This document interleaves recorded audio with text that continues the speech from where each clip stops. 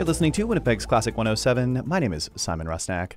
Violist Marina Thibeault and pianist Janelle Fung are a celebrated duo. Seasoned performers, compelling communicators, and original programmers, they're in Winnipeg to perform as part of Virtuosi Concerts 2022-23 season. The evocatively titled concert, From Far Above, Bringer of Light, takes place tomorrow night, Friday, November 18th. And to hear more, I'm excited to welcome back to Classic 107, Marina and Janelle. Hello. Oh, that was the nicest introduction I've ever heard. Thanks, Simon. Thanks, Janelle. We last spoke a few years back when you were in town with Chloe Dominguez. That was in the old studio. And Marina, I know you were here January 2020, was it? Yes, just before everything went down. So I have a little bit of trauma. Well, excited that you're both back and here in the city. I'm curious, though, this time you've united together. How does it feel to be back in Winnipeg with each other? Well, first of all, just to be able to play together is amazing because we have this long-standing friendship and relationship. We realize that we will be celebrating our 10th anniversary next year. 10 years. But we obviously haven't played together for a few years. Yeah, live. there's been a little hiatus. There's been a teeny tiny thing. Maybe you've heard about it. Yeah, maybe. So it's just an absolute delight for us to be back together, playing, hitting the road together. Listening to true crime podcasts. Yeah, that's the only way to do it, right? And that's the only way to do it. hitting Stella hard. Yeah. So, I mean, I definitely want to talk about how you two first came together. But in terms of where you're at now, I think one of the things that is almost ironic, Marina, you're currently in Vancouver, where you're assistant professor at UBC. Janelle, you're on the other side of the country in Montreal, which is where each of you is from originally, right? I know. Yeah, we tend to do that. We keep joking that we should share grandmothers. Oh, yeah. Yeah, just the old trading places. Yeah. Do you get to perform together as often as you like, even though you're on opposite ends of the country? Well, we've had several tours that were going to happen and were postponed and booked 3 times again and again. So now we're just finally getting to do these concerts that were organized for years. And so actually it feels a little bit surreal to be getting on the flight to Vancouver, to Winnipeg, and we're pinching ourselves that it's happening. Well, Yeah. and we're excited to have you here. Glad that you've sort of met in the middle ground of the country Exactly. to perform. Good compromise. Yeah, exactly. So before we get to the concert, I want to ask about how the two of you first came to perform together, coming up on your 10-year anniversary, as you just mentioned. What was it, or I guess, who was it that first paired you together back in, 2013, thereabouts? Yeah, exactly. 2013, I was preparing for a competition, Prix d'Europe. Yeah. And Janelle was recommended to me by my teacher then. And he said, you have to play with Janelle. She's like amazing, knows the viola repertoire. Janelle had played with Heidi Kastelman's viola studio at Juilliard. Mm-hmm. So being a student there, you were like really hands-on in the repertoire. And the viola repertoire is quite unique and elusive. Yeah. So less mainstream, and just having someone that already knew so much of it and was comfortable playing with the instrument, because the viola acoustically is very imperfect. The dimensions of the instrument to be competing with the violin and the cello would be unplayable to preserve the physics of it. So because of the compromised acoustic, there's many things that you need to do to alter how you would play with a violin or a cello, but she already knew how to handle that. So that was like, when we started playing together, it's like we have found a soulmate, very much so. And when we get reunited, even though we haven't played this program in a few years, It doesn't matter. It doesn't matter. We rehearsed in Brandon. We had like 3 hours set aside. We rehearsed for an hour and a half. Yeah. And we rehearsed many things differently that we ever played, and then the concert happened in a way that we had never thought of. Yeah. Like all the phrases went into avenues that we just discovered there and there because we were trying to be very present to each other. Yeah. I think this is my favorite thing about our duo is that, there are some performers who get on stage and they have a very solid idea of what they're going to do, and they're going to do it. And there's going to be some variation, but they have a plan from beginning to end. Marina and I have no plan. I mean, we have a plan when we think about it. We have a plan when we're in rehearsal, and then something happens. There's this sort of magic alchemy when we get on stage together, and all of the plans go out the window, and we're just there in every single second of what we're doing. Yeah, it feels like a really nice bike ride, and then you're just like, let's take that turn. Mm-hmm. Yeah, It looks yeah. really nice there. and it's still like getting you to the same place in the end. Yeah. But the scenery is changing. Yeah, and the amazing thing about playing together for 10 years is we trust one another. Right. So no matter what happens, I know she's going to be with me. No matter where she goes, she knows that I'm going to follow. Yeah, one of the things you mentioned preparing for that competition, the Prix d'Europe, and you were a prize winner at that competition. So obviously it went well, and to take it from there. But one of the other things that sort of struck me is, and I really don't know if this has any merit or any stock in terms of how the two of you play, but when you talk about that spontaneity and being present with one another, Marina, I know you're a certified Sivananda yoga instructor. Did I say that right? Yeah, Shivananda. Shivananda, yeah, there we go. And Janelle, on your Instagram page, you're a self-described yoga newbie. Do you find a common ground there, like being present, being mindful in one another? And then does that translate to your performances, do you think? Yeah, I think mindfulness is part of our daily practice outside of the instrument. Yeah. Janelle, I know you're such an intentional person. And then when we play music, I think it really needs to be practiced outside of the instrument. And then when you do play, then you kind of get into that zone or like that high adrenaline place that is so special. Yeah. But the trust that you mentioned, I think, yes, mindfulness, but trust, and these two ingredients create really safe space, and that we can just explore some new terrain together. And in terms of making space, this program that you're going to be presenting stems from a disc that you released back in 2019, Marina, on the Atma Classique label titled Elle, which Classic 107 listeners will know well because we play from it all the time. It's a great, great disc, one devoted to exceptional 19th and 21st century women composers. Can you tell us about how the scope of this important work that you're doing, sharing these composers and their music, has expanded since that disc in 2019? Yes, this project started around 2018 in relation with my doctoral research.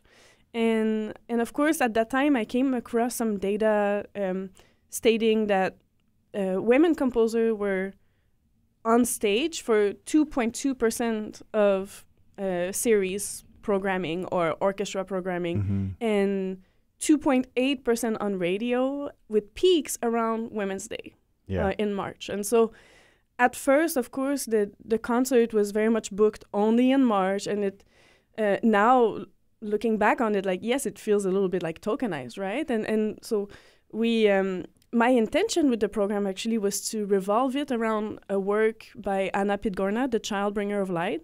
And as all of these women in their different era had brought light to other women, and just to make their own space, to have this light on them. I wanted to honor each of these pioneers in that way. But of course, like when my recording label was like, we need to be clear about what is on your album, because Bringer of Light, I understand their space, right? It's not really clear for streaming purposes. Like if we put a pronoun, then it's very identifiable as this is all women. So, in retrospect, I don't think that title ages very well. Also, my identity has evolved because through my doctoral research, I'm considering myself as a non-binary, and so being a woman is a label that I have myself shed, right? So, and Janelle and I, we brainstorm some ways to be more inclusive, because of course, when you focus on women, then it could appear as being not inclusive of some other underrepresented group. Right.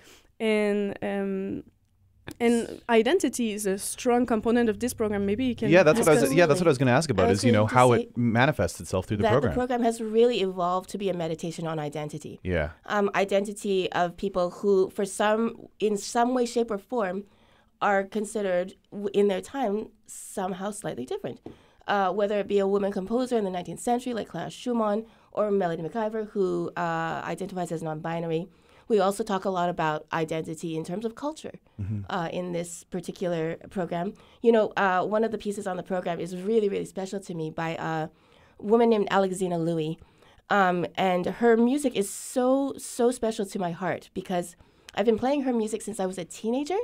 And I was introduced to her by my teacher because I was complaining one day in history class about how we only study dead white men.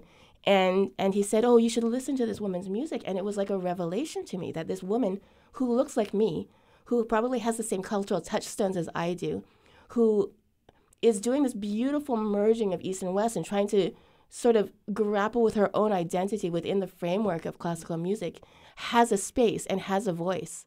Yeah, the importance of seeing oneself in the music and what you're doing, right? Exactly. And then in terms of, you mentioned Melody McIver, I definitely want to touch on this work as well for you, Marina.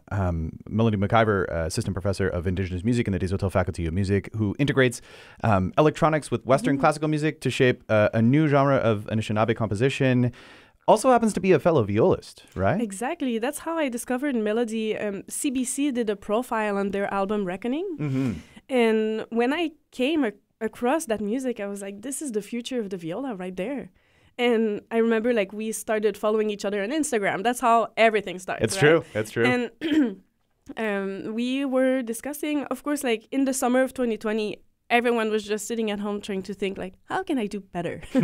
and I contacted Melody, and I was really very serious about if there is a way to adapt any of these works from viola and electronic, but to only acoustic version. And so I also wanted to follow an ethical process, and because the Reckoning is written for Melody's grandmother, who was a survivor of the residential schools.